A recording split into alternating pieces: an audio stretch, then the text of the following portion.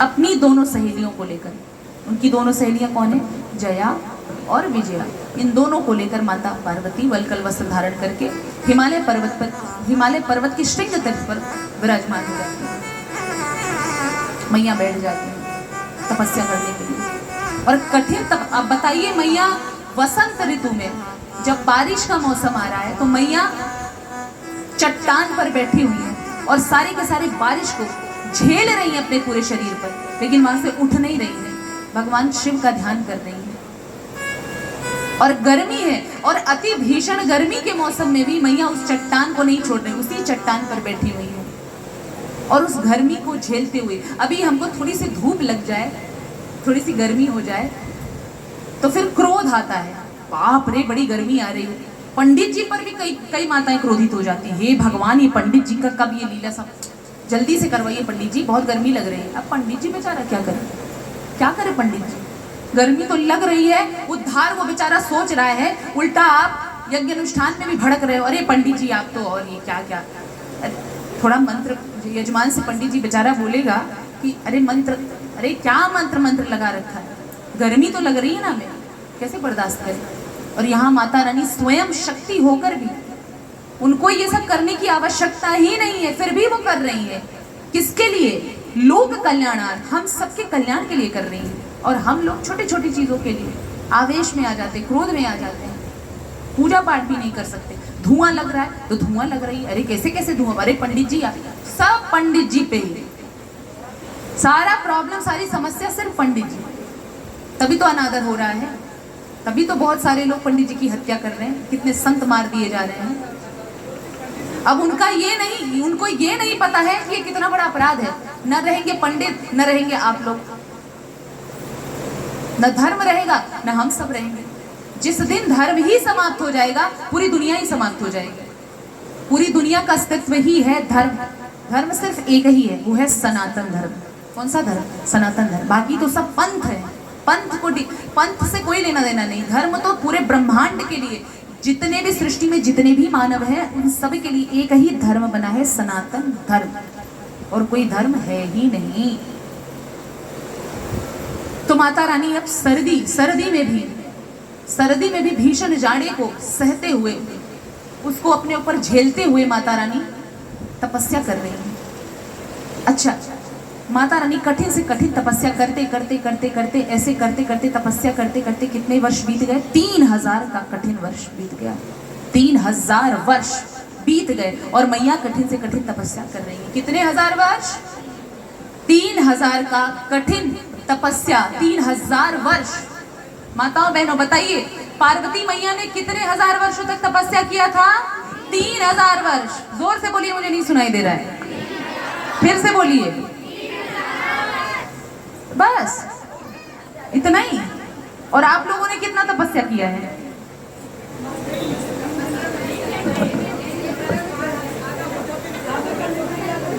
बताइए,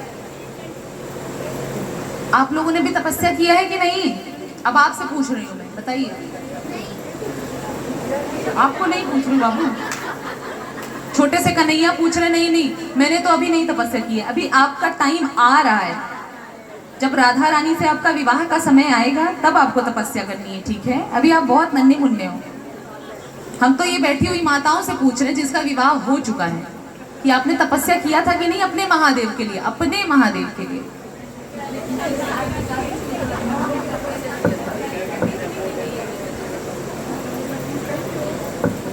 तो देखिए,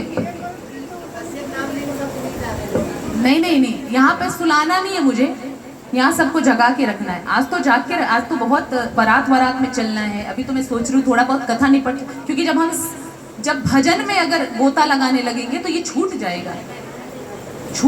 इसलिए मैं सोच रही हूँ कि पहले मूल से जुड़ो, पहले कथा, फिर उसके बाद, है ना? जब वो शुरू होगा तो वही शुरू रहेगा अंत तक। इसलिए मैं अभी उसमें जी। तो अब माता रानी कठिन से कठिन तपस्या करते 3000 वर्ष बिता देती है। जब 3000 वर्ष बीत जाता है तो सारे के सारे देवता ऋषि मुनि महादेव जी के पास में जाते हैं। महादेव जी से बोलते हैं, हे महादेव, आपको दया नहीं आती है? आपकी शक्ति इतने हजारों वर्षों तक तपस्या कर रही है, अभी भी आपको उन पे दया नहीं आ रही, उनके पास आप गए नहीं, उनसे मिले नहीं, उनको दर्शन नहीं दे रहे हो, ऐसी क्या बात आन पड़ी है? तो महादेव जी कहते हैं देखो अभी उसके लिए टाइम है, थोड़ा समय है। अरे भगवान अब कौन सा समय लेना बाकी है? कहते रहे तुम लोग अभी जाओ, जब मुझे तुम्हारी जरूरत पड़ेगी तब मैं बुला लूंगा। अब 7 ऋषियों को भेजते हैं, 7 ऋषि, नारद मुनि, वशिष्ठ ऋषि, भृगु ऋषि, चमन ऋषि इत्यादि 7 ऋषि मुनियों को किसके पास भेजते हैं? माता रानी पार्वती के पास में भेजते हैं, उसी गंगा अवतरण तीर्थ पर। उस तीर्थ पर जैसे ही 7 ऋषि पहुंचते हैं तो भगवान भोलेनाथ ने पहले से बोला था कि पहले उनका परीक्षण करना। अब ऋषि मुनियों ने देवी को देखते ही जान लिया ये तो आद्या शक्ति अम्बा परम्बा है, मैं इनकी शक्ति का परीक्षण करने के हम लोग काबिल हैं, ले ही नहीं सकते। भगवान हो या भगवान की शक्ति हो, हम उनकी परीक्षा लेने में समर्थ नहीं है, इसकी चेष्टा तो हम कर ही नहीं सकते। तुरंत कोटि कोटि प्रणाम करते हैं। उसके बाद जो भगवान शिव ने कहा है थोड़ा बहुत तो उसके लिए भी करना ही होगा। भगवान शिव ने कह के भेजा था कि मेरी बुराई करना वहां जाकर। अब बुराई करना शुरू कर दी। अरे देवी आप किसके लिए तपस्या कर रही हो? तो देवी ने कहा कि भगवान मैं महादेव से विवाह करना चाहती हूँ, इसलिए नारद मुनि के अनुसार दिए गए दीक्षा के अनुसार यहाँ पर आकर तपस्या कर रही हूँ, ताकि मेरी तपस्या से भगवान भोलेनाथ प्रसन्न हो जाए और मेरा विवाह उनसे हो जाए। मुझे पता है ऋषियों, मुझे पता है कि मेरा संकल्प भी वैसे ही है जैसे कोई जल में घर बनाने की बात करे। कोई जल में घर बनाने की बात करे, जल में कोई घर बना सकता है? नहीं बना सकता ना। तो मेरी भी तपस्या वैसे ही है, कठिन तपस्या, मैं जानती हूँ, पता नहीं पूरा होगा कि नहीं होगा, लेकिन मैं तो एक बस अर्जुन का, जब अर्जुन संधान करते हैं तीर का, तो उनका जो लक्ष्य होता है वो आंख की जो कठपुतली होती है, पुतलियां जो होती है उस पर होता है। तो मेरा तो बस एक ही लक्ष्य है, महादेव जी से विवाह, उसके लिए चाहे कुछ भी करना पड़ेगा करूंगी। तो कहते हैं देवी, ऋषि मुनि समझाते हैं क्या तुमको ये नहीं पता है कि नारद का विवाह हुआ है? नहीं हुआ है ना। तो जब नारद जैसे ऋषि मुनि अपना विवाह नहीं कर पाए जिंदगी में कभी, तो वो तुम्हारा विवाह होने देंगे? ये कभी सोचना भी मत। कहां तुम ऐसे नारद की बातों में आ रही हो, ये सब बात छोड़ो। इससे अच्छा घर पे जाओ। मैं तो कहता हूं तुम्हारे लिए सुंदर वर होंगे विष्णु। विष्णु जी को देखो, वैकुंठ में रहते हैं राजा की तरह, और उससे सुंदर ब्रह्मांड में है ही कौन? और तुम महादेव के पीछे पड़ी हो जो सिर्फ राख की ढेरी लगाए रहते हैं, और वो भी कौन सी राख? चिता की जो राख होती, जो भस्म होती, उनको अति प्रिय है। नरमुंडों की माला धारण किए रहते हैं, मृग चर्म धारण किए रहते हैं, नंग धुड़ंग अवस्था में रहते हैं। वो तुमको क्या सुख देंगे? क्या सुख देंगे देवी? वो उनका संसार से भी कोई है नहीं। उनके यहाँ पे तुम जाओगी न, वहाँ पे फ्रिज की सुविधा है, न एसी की सुविधा है, न किचन है। क्या करोगी वहाँ पे जाकर? कुछ भी तो नहीं है, गाड़ी मोटर भी नहीं है। तुम्हें कहीं लेके भी जाएंगे तो वृषभ पर, भैंसे पर सवार करके लेके जाएंगे। क्या करोगी उनके साथ विवाह करके? अरे वैकुंठ में जाओ। तो कहती है देवी नहीं, जो मैंने ठान लिया है उसको तो मैं पूरा करके ही रहूंगी। अब कुछ नहीं हो सकता, मैं तो अब तो जो होना था हो गया। बहुत अनुनय विनय किया, बहुत समझाने का प्रयास किया, यहाँ पर उनकी समझ से सब कुछ परे है। अब जान गया देवी मैया तो एकदम अटी हो गई, मेरी बात मानेंगी नहीं। सप्तऋषि गण वहां से चले गए। कहते प्रभु देखिए, माँ शक्ति को कोई नहीं समझा सकता, हो गया आपने परीक्षण जो लेना था, माँ शक्ति को कोई फेल कर ही नहीं सकता, उन्हीं की वजह से आप हो प्रभु। अब आप हमसे मत बोलना परीक्षण करने के लिए, हम उस काबिल ही नहीं है। तो कहते ठीक है अब छोड़ो। अब मैया रानी वापस अपनी तपस्या में, तपस्या को आगे बढ़ा रही है मैया। तो अब भगवान भोलेनाथ सोचते हैं कि क्यों ना मैं ही एक बार जाऊं, क्यों ना मैं ही एक बार चल के तब थोड़ा सा परीक्षण लूं। तो भगवान एक सन्यासी का वेश बनाकर, साधु बाबा का वेश बना करके हिमालय पर्वत पर पहुंचते हैं। और जैसे ही साधु बाबा का वेश बनाकर भगवान पहुंचते हैं, तुरंत सती मैया, पार्वती मैया उनका स्वागत सत्कार करती, उनकी पूजा करती हैं। देखिए भले हम कितनी भी कठिन तपस्या में लगे हुए हैं, लेकिन यदि किसी संत का आगमन हो गया है तो पहले उसका सत्कार करिए, फिर अपनी तपस्या को आगे प्रारंभ करिए। थोड़ा विराम दे दीजिए। ब्राह्मण पंडित आपके घर पे आ गया, कोई भी जरूरी कार्य कर रही है तो उसको छोड़ दीजिए। पहले ब्राह्मण का सेवा सत्कार करने के बाद, उनकी विदाई करने के बाद ही आप अपना कार्य आगे बढ़ाइए। ये बहुत बड़ा धर्म है।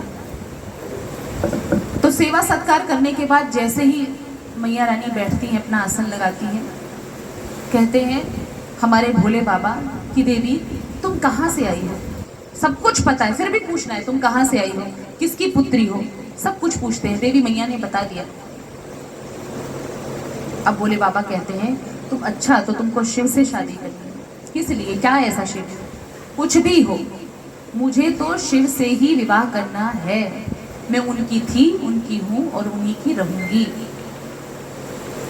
तो कहते हैं देवी मेरा कार्य तो था समझाना आपको कि उनसे विवाह करना सही नहीं रहेगा आपको, लेकिन यदि फिर भी आप अपने मन का ही करना चाहती हैं तो जैसी आपकी इच्छा।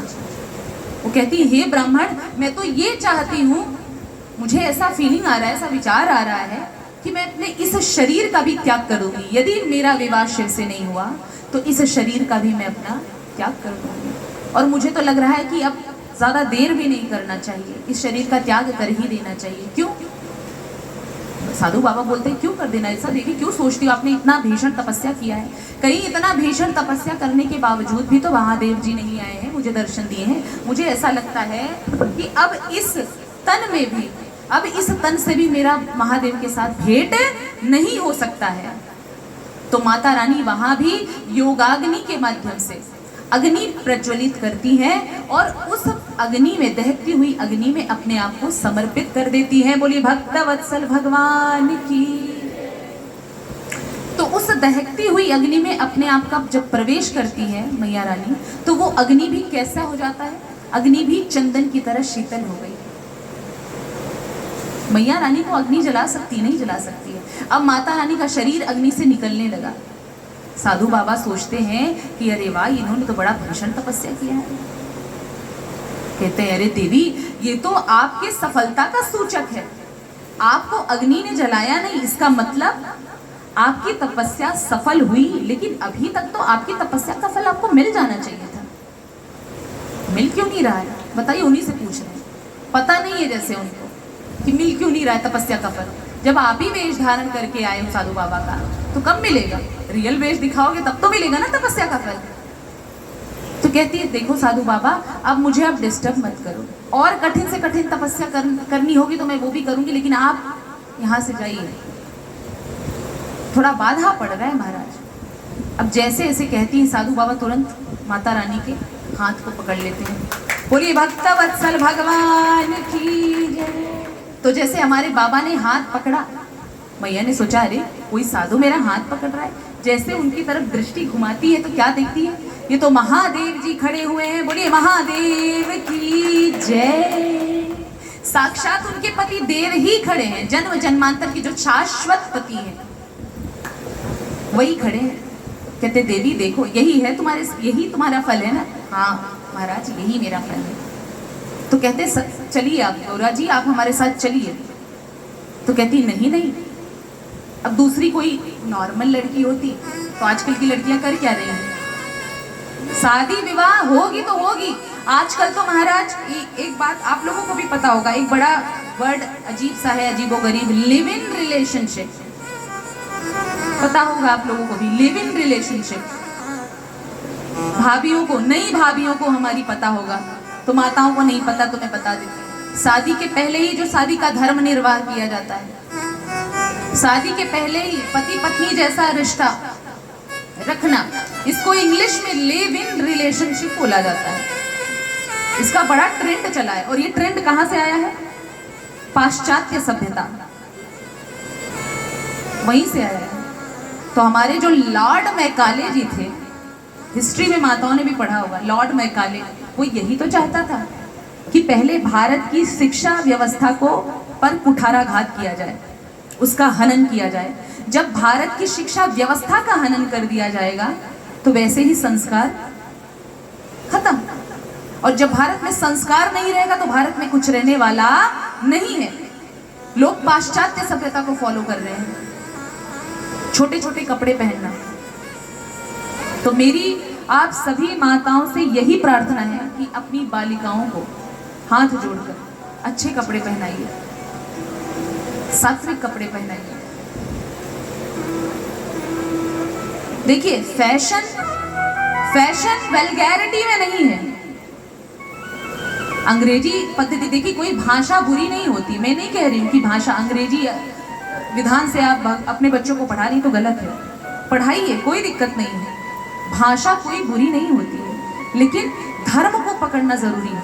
भाषा का मतलब नहीं है कि अंग्रेजी स्कूल में डाल रहे हो तो आप अपने बच्चों को संस्कार देना भूल जाओ। मेरी बच्ची कुछ भी पहन रही, कुछ भी कर रही, आपको मतलब नहीं है। लड़कियां इतने छोटे छोटे कपड़े पहन के निकलती हैं, तो ये अच्छी बात है। आप क्या दिखाना चाह रहे हो, चाहे वो लड़का हो चाहे लड़की हो, क्या दिखाना चाह रहे हो आप? सुंदरता, हम कह रहे हैं माता रानी, हम या हमारे शास्त्रों में क्या आपने ऐसा देखा? सुंदरता किसमें होता है? स्त्रियों का शील ही सौंदर्य माना गया है। रामचरितमानस उठा के देखिए आप, जब राम कथा होगी तब आपको पता चलेगा कि कृष्ण ने जो कहा है वो करिए, लेकिन जो राम ने कहा किया है ना वो करिए आप, जो सीता ने किया है वो करिए आप। फैशन दिखाने के लिए कोई मना नहीं किया, लेकिन फैशन दिखाओ, अंग मत दिखाओ। फैशन दिखाओ ना, अंग क्यों दिखा रहे हो? आगे बढ़िए, तरक्की करिए, खूब कमाइए। माताएं बहनें भी आगे बढ़ रही हैं, अच्छी बात है। प्रधानमंत्री की पोस्ट पर विराजमान हो रही, राष्ट्रपति की पोस्ट पर हमारी महिलाएं, नहीं, अच्छी बात है, बहुत अच्छी बात है, आगे बढ़िए, लेकिन अपने धर्म को साथ लेकर। सुषमा स्वराज का नाम आपने सुना होगा, सुना ही होगा ना, वो भी तो महिला है। उन्होंने अपने धर्म का अंतिम सांस तक निर्वाह किया है। बड़ी बिंदी लगाती थी, और आजकल की माताओं की बिंदियां भी नजर नहीं आती हैं। अच्छा, टीका भी नजर नहीं आता है माथे पर। बहुत कमी माताओं के माथे पर टीका लगा हुआ है, यहाँ भी टीका भी नजर नहीं आता। क्यों नजर नहीं आता? बेइज्जती होती है, टीका लगाने में बेइज्जती है। या बच्चों की शिखा, छोटा सा यदि हम शिखा रख देंगे तो बेइज्जती वाली बात है? नहीं है ना। छोटा कपड़ा पहनो, पार्टी करो दोस्तों के साथ में, खूब एंजॉय करो। मैया को भी बड़ा अच्छा लगता, वाह मेरी बेटी तो छोटे छोटे कपड़े पहन के कितनी सुंदर लग रही है। अरे क्यों इतना धर्म का सत्यानाश कर रहे हो आप लोग? मेरी तो व्यासपीठ से यही प्रार्थना है कि अगर ऐसा भाव भी आए तो मत लाइए। मार्केट में बहुत अच्छे अच्छे कपड़े आते हैं, सुंदर सुंदर आते हैं। अच्छे वस्त्र धारण करिए और अच्छे वस्त्र ही धारण करवाइए। टीका रोज, इंग्लिश मीडियम स्कूल में भेज रहे हो, भेजो, संस्कार तो दे सकते हो ना। पहली गुरु कौन होती है बच्चों की? माँ होती है। अच्छा, कई बार तो मैंने ऐसा भी देखा, छोटे छोटे बच्चे होते हैं ना, ये मैंने देखा है मेरे घर पे भी। मेरी ही भतीजी, मेरी भतीजी चचेरी, जो छोटी सी भतीजी है, वो आती है मेरे पास, बोलती है बुआ मम्मी बड़े छोटे छोटे कपड़े पहनाती हैं, अच्छा नहीं लगता। 3-4 साल की है। तो हम कहते हैं अभी तुम छोटी हो, मैं भी कह देती हूँ अभी तुम छोटी हो, कोई बात नहीं। नहीं नहीं बुआ, आप तो नहीं पहनती हो ऐसे, तो मैं क्यों पहनूं? तो वही चीज है ना कि बच्चों को वो संस्कार दीजिए ताकि बच्चे खुद हिचकिचाएं, बच्चे खुद हिचकिचाएं ऐसी। अच्छा, पाश्चात्य में अब अगर हम दृष्टि डालते हैं अदर कंट्रीज पे, भारत के अलावा, तो कितने ब्रिटिशर्स वृंदावन में आ रहे हैं, साड़ी को धारण कर रहे हैं, हमारा परिधान, हमारे भारतीय वस्त्र को धारण कर रहे हैं। लहंगा, वो जो होती लहंगा चोली धारण कर रहे हैं, वहाँ की जो गोपी वेश होता है उसको गोपी वस्त्र बोला जाता है, और साड़ी वाला परिधान। पूरा अपना देश ही, अपना पूरा कंट्री ही छोड़ करके हमारे यहाँ पर आ रही है और सात्विकता से रह रही है। और हम लोग क्या कर रहे हैं? लिव इन रिलेशनशिप में रहा जा रहा है, बॉयफ्रेंड गर्लफ्रेंड। ये न जाने ये बीमारी पता नहीं कहाँ से आ गई है, बॉयफ्रेंड गर्लफ्रेंड वाली। बताइए, विदेश से आई है? बिल्कुल विदेश से ही आई। हमारी माता जी कह रही बिल्कुल विदेश से ही आई। विदेशी हमारा संस्कृति को शिरोधार्य कर रहे हैं, हमारे ट्रेंड को फॉलो कर रहे हैं, भारतीय सभ्यता को फॉलो कर रहे हैं, और हम भारतीय उनको फॉलो कर रहे हैं, जो कि अत्यंत ही दुर्भाग्य है ये भारत देश का। लेकिन मुझे पता है यहाँ पर बैठी हुई मेरी जितनी भी माताएं बहनें हैं बड़ी ही सात्विक हैं। उनका बोली भाषा भी सात्विक है, उनका पहनावा भी सात्विक है, रहन सहन भी सात्विक है, परिधान भी सात्विक है। सात्विकता झलकनी चाहिए। भारत की नारियों में वो शक्ति होती है, अगर वो नजरें उठा के देख लेना तो सामने वाला भस्म हो जाए, उतना तेज होना चाहिए। लेकिन उस तेज को जब हम तपस्या के द्वारा या अपने जीवन कार्य में जो डेली का जो हमारा कर्म है, कर्म से ही तो हम तपस्या, कर्म का मतलब क्या है? यदि आप सच्चा कर्म कर रहे हो, सात्विक कर्म कर रहे हो, तो वही आपका सात्विक कर्म तपस्या है। वो सब में झलकना चाहिए। फिर देखिए, आपका कोई बाल भी बांका कर ले, कोई इंसान आपको यूं आंखें फाड़ के देख भी ले, नहीं देख सकता। एक सात्विक स्त्री को देखने की बस की बात नहीं है। कोई एक बार बुरा भी इंसान देखेगा ना, तो उसके अंदर ही एक भय होगा कि नहीं, ये भारतीय नारी है भैया, भारत की एक नारी भी सब पर भारी, इनको नहीं देख सकता।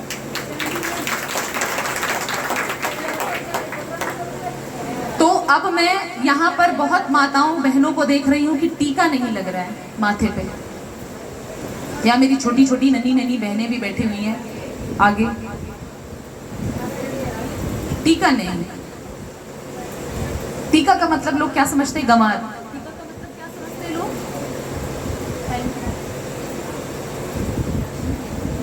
टीका का मतलब लोग समझते हैं गंवार। अरे तुमने तो टीका लगाया, तुम गंवार हो। टीका लगाने से कोई गंवार होता है? माताएं इतनी छोटी छोटी, अगर शॉप पे गई हैं, कॉस्मेटिक शॉप पे गई हैं, शॉपकीपर से माताएं क्या बोलती हैं? भैया जो आपके पास सबसे छोटा स्टिकर हो ना, वो ला के दो, जो दिखे नहीं, जिससे पता ना चले कि मैं वैवाहिक हूँ, मेरी शादी हो चुकी है, ये पता नहीं चलना चाहिए। सिंदूर भी डालना है, थोड़ा सा डालना है, ज्यादा लगा दिया दोस्त क्या बोलेंगे? बाप रे कितनी गंवार है, पूरा का पूरा सिंदूर डाली है, गंवारपंती है। बताइए, ये तो दुर्भाग्य। तो पति देवता की भी आयु बड़ी कम होती जा रही है। जैसा हम कर्म कर रहे हैं वैसा भगवान हमारे साथ कर रहे हैं। छोटी छोटी आयु में माताएं विधवाएं हो जा रही हैं। क्यों हो जा रही हैं? क्या आपने कभी सोचने की जरूरत समझी? आप लोगों के फैशन की वजह से महाराज, फैशन की वजह से। आगे आप इसका कथा सुनेंगे, आप लोगों के फैशन की वजह से। हमारे शास्त्रों में शिव महापुराण उठाइए, रुद्र संहिता के पार्वती खंड जो है उसका अच्छे तरीके से श्रवण करिए या पाठ करिए। मैं कह रही हूँ उसके बाद घर पे जाके पाठ भी करिएगा। क्या ये बात है या नहीं? यदि कोई भी माँ बहन अपने पति का लंबी उम्र चाहती है, लंबी आयु चाहती है, तो उसे श्रृंगार का सारा चीज धारण करना होगा। दिखा के, छुपा के नहीं। सिंदूर लगाइए तो भरपूर, पूरी मांग भरी होनी चाहिए। लेकिन आजकल तो पेंट वाला सिंदूर चला महाराज, पेंट वाला। जाएंगे सबसे अच्छा जो लेक्मी वाला हो ना, लेक्मी का, एल्टिन का, वो पेंट लाके दो, यहाँ चिपकाना है, यहाँ चिपकाना है पेंट। अरे हाथ जोड़ के प्रार्थना कर रही हूँ, यदि अपनी पति का लंबी उम्र चाहती है तो पेंट छोड़िए, पेंट छोड़ दीजिए। जो सिंदूर होता है, रियल सिंदूर होता है, वो डालिए, सूखा जो होता है, ठीक है? ये आर्टिफिशियल, जैसा आर्टिफिशियल आपने अपना जीवन बना दिया, वैसे भगवान ने भी आपका जीवन वैसे बना दिया है। क्योंकि जब आपको नहीं फर्क पड़ता तो उनको क्या फर्क पड़ेगा? नहीं पड़ना चाहिए ना। ये मैं नहीं कह रही हूँ, ये मेरा शास्त्र कह रहा है। मैं शास्त्र के अलावा कोई बात करूंगी ही नहीं आपसे। मैं शास्त्र की बातों को फॉलो करती हूँ। मेरी कोशिश यही रहती है कि सबके सब भक्त फॉलो करें, जिससे उनका कल्याण हो। तो क्या बताया गया शास्त्रों में? कि महिलाएं भरपूर सिंदूर डालें और रोली और कुमकुम का भी उपयोग करें। रोली, कुमकुम और हल्दी, हल्दी शुभ होता है, तो जब भी आप पूजा करती हैं तो हल्दी अपने माथे पर अवश्य लगाएं। बाद में भले ही वो चला जाए, लेकिन कोई दिक्कत नहीं। एक बार आप पूजा करने के बाद रोली और हल्दी का उपयोग करें, वो शुभ होता है। और शादी के जितने भी चिन्ह होते हैं उसको अवश्य ही धारण करिए। मंगलसूत्र पहनिए, बिछुए पहनिए, चूड़ियां पहनिए, बिल्कुल पहनिए। सिर्फ एक ही अवस्था में आप नहीं धारण कर सकती हैं या कम सज संवर सकती हैं। वो कब? जब आपका पति कहीं दूर गया है काम से, ऑफिस के काम से या कहीं और काम से, जॉब से रिलेटेड कहीं भी दूर गए हैं, तब उस समय स्त्रियों को ज्यादा सजने संवरने का अधिकार नहीं है। सजिए लेकिन थोड़ा कम, ठीक है? बिल्कुल बिल्कुल। 4 बज गए हैं।